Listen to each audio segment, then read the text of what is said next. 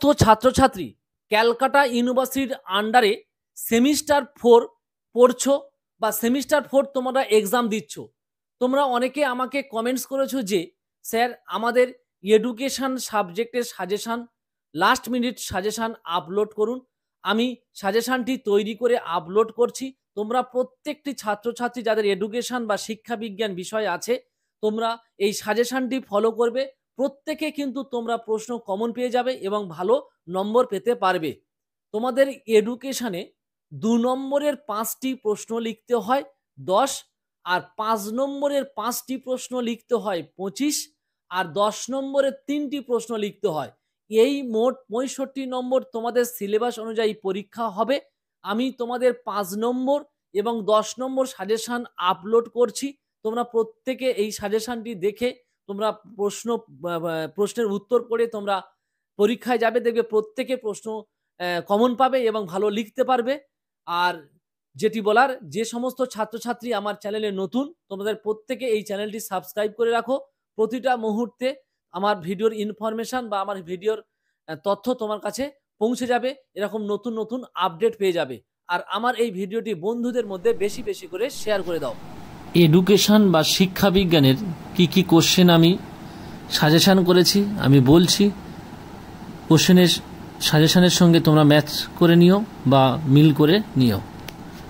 1 নম্বর 5 মার্কসের 1 নম্বর কোশ্চেন হলো অন্তর্ভুক্তিমূলক সমাজ গঠনে যে কোনো 5টি উপাদান আলোচনা করো। সেকেন্ড হলো শ্রবণ প্রতিবন্ধকতার যে কোনো 5টি সমস্যা বা কারণ লেখো। 3 নম্বর কোশ্চেন হলো বাধামুক্ত পরিবেশ সৃষ্টিতে সমাজের ভূমিকা আলোচনা করো। 4 নম্বর কোশ্চেন হলো শিখন অক্ষমতার 5টি সমস্যা বা কারণ আলোচনা করো।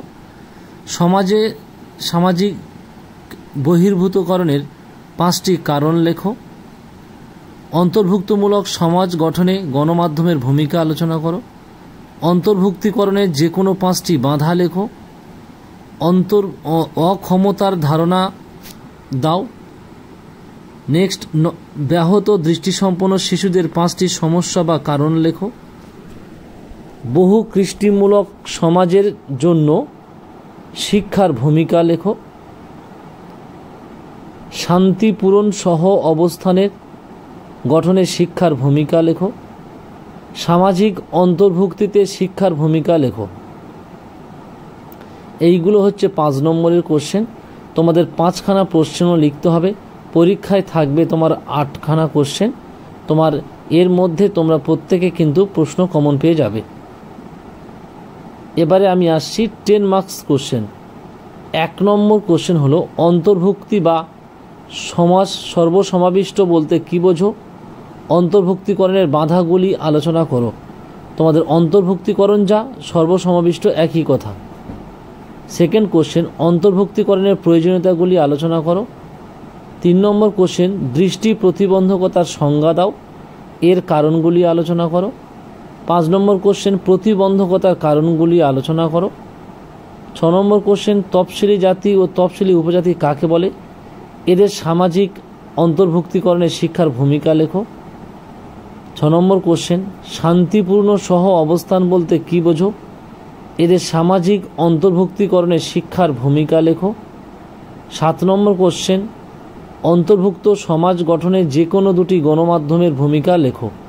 এই 7টি প্রশ্ন তোমরা মুখস্থ করবে। আশা করব এর মধ্যে তোমাদের যে 3টি প্রশ্ন